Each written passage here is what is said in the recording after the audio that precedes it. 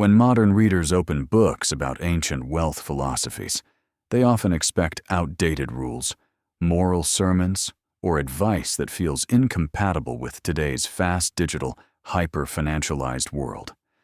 Yet the deeper you go into these texts, the more unsettling the realization becomes.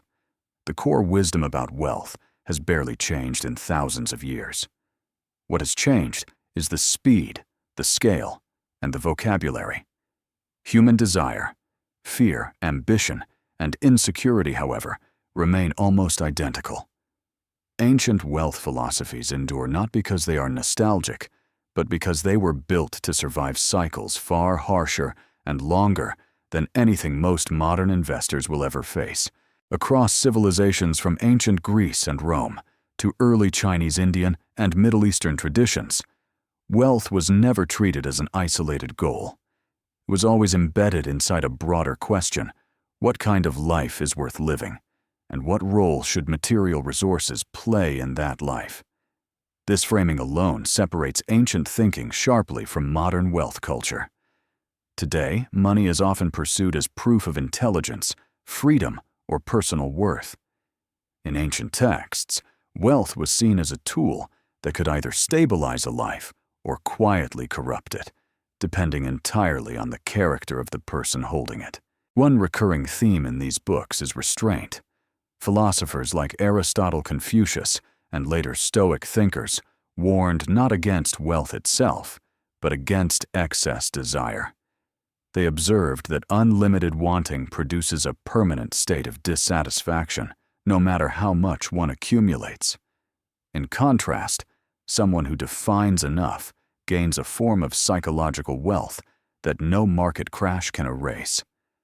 This idea feels radical today because modern systems are designed to monetize dissatisfaction. Ancient thinkers understood something modern. Books often rediscover only after crises. Wealth without internal limits creates fragility, not security. Another striking insight is the separation between wealth and status.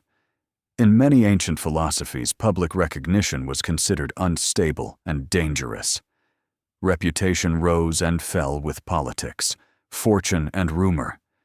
True wealth, they argued, was quieter land that fed generations skills that could not be confiscated, relationships rooted in mutual obligation rather than convenience.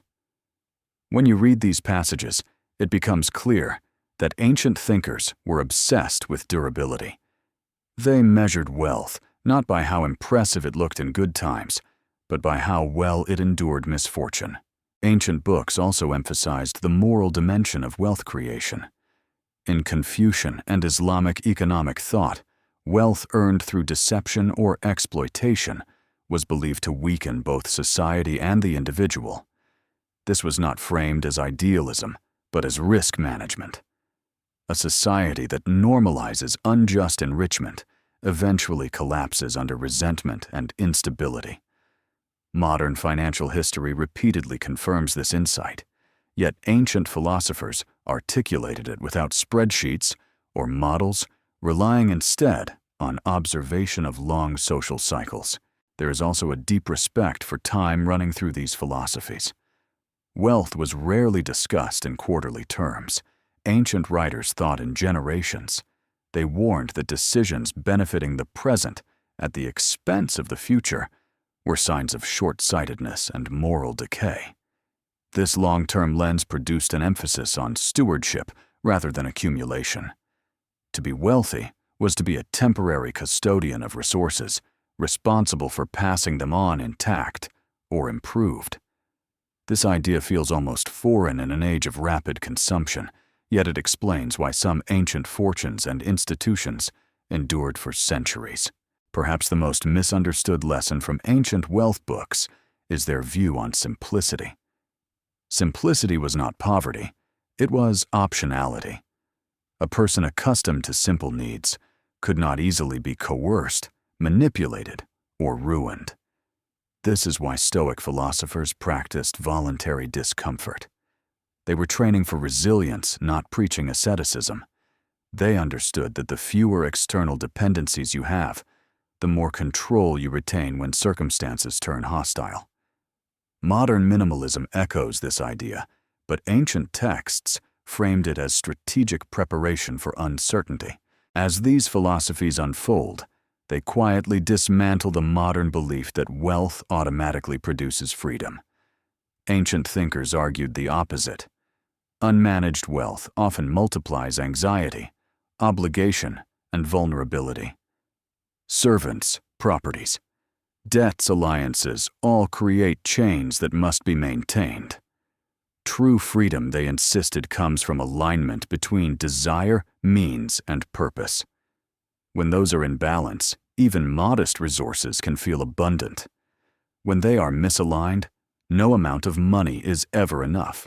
What makes these ancient books so powerful is not that they reject wealth, but that they refuse to worship it. They treat money the way a craftsman treats tools, useful, dangerous if misused, and secondary to the hand that wields them. This perspective forces modern readers into an uncomfortable reflection. If people thousands of years ago, without modern finance technology or markets, could already identify the psychological traps of wealth, then perhaps the core challenge today is not lack of information, but lack of wisdom in applying what we already know.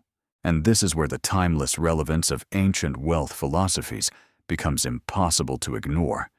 Because once you see that the same patterns of greed, fear, excess, and collapse have repeated across millennia, you begin to understand that true financial intelligence is not about mastering new instruments or chasing faster growth, but about mastering yourself, your desires, and your relationship with resources. Since those inner dynamics are what ultimately determine whether wealth becomes a source of stability or a silent force that pulls your life off balance. And it is only when you confront this inner dimension honestly that you begin to see that ancient wealth philosophies were never about money at all, but about mastery. Mastery over impulse. Mastery over fear. Mastery over the constant human tendency to confuse accumulation with fulfillment. This realization reframes every earlier lesson. Wealth in the ancient sense was not something you chased outwardly, but something you stabilized inwardly, so that external circumstances lost their power to dominate your decisions. As the texts move toward their conclusions, a quiet pattern becomes clear. Those who lived closest to these philosophies measured success by steadiness rather than scale. They asked not how much they could gain, but how much disturbance they could absorb without losing clarity. This is why ancient thinkers valued temperance, patience, and humility so highly. These traits were not moral decorations. They were survival skills in worlds where wars, famines, and political upheavals could erase fortunes overnight. Modern markets feel chaotic, but ancient uncertainty was far less forgiving. Another deep lesson emerges around obligation. Wealth, the ancients argued, binds you to others, whether you acknowledge it or not. Resources concentrate responsibility. The more you control, the more your actions ripple outward. This is why many philosophies insisted that wealth without virtue was dangerous. Not because it was sinful, but because it destabilized communities and eventually the wealthy themselves. Financial history has repeatedly confirmed this dynamic, yet ancient books captured it as a matter of character long before it became a matter of policy. As readers internalize these ideas, a subtle shift occurs in how ambition is experienced. Desire becomes quieter, more deliberate. Goals are filtered through the question of alignment rather than comparison. The need to impress weakens. In its place grows a preference for durability income that does not demand constant attention lifestyles, that do not escalate faster than wisdom, and reputations that do not depend on applause. Ancient philosophies guide readers toward this shift, not by offering formulas, but by reshaping what feels admirable. Perhaps the most enduring insight is the link between wealth and inner freedom. Ancient texts repeatedly suggest that the richest person is the one least controlled by external outcomes. This does not mean withdrawing from the world. It means engaging with it from a position of sufficiency rather than scarcity. When you are not desperate for more, you negotiate better, invest more patiently, and endure loss without collapse. Ironically, this inner freedom often leads to more stable external success, not because it chases it, but because it no longer sabotages itself. By the end of these books, wealth has been redefined so thoroughly that modern metrics feel inadequate. Net worth matters, but so does peace of mind. Income matters, but so does independence from excessive wants. Growth matters, but so does continuity across generations. Ancient wealth philosophies invite readers to see money as part of an ecosystem of life, not as the center of it. When any single element dominates the system, becomes brittle. And so the timeless wisdom these books offer is not a rejection of modern finance, but a correction to it. They remind us that tools evolve faster than humans do, and that any system ignoring human psychology and moral limits eventually breaks. By grounding wealth in self-mastery, restraint, and long-term responsibility, ancient philosophies offer something rare in a noisy financial world, a framework that remains useful regardless of technology, markets, or era. If this perspective made you reconsider what it truly means to be wealthy, pause and reflect on one desire that might be quietly controlling your financial decisions. Share what insight resonated most with you in the comments. And if you want to continue exploring the deeper ideas behind money success and a life well lived, subscribe and walk this long road of wisdom with me.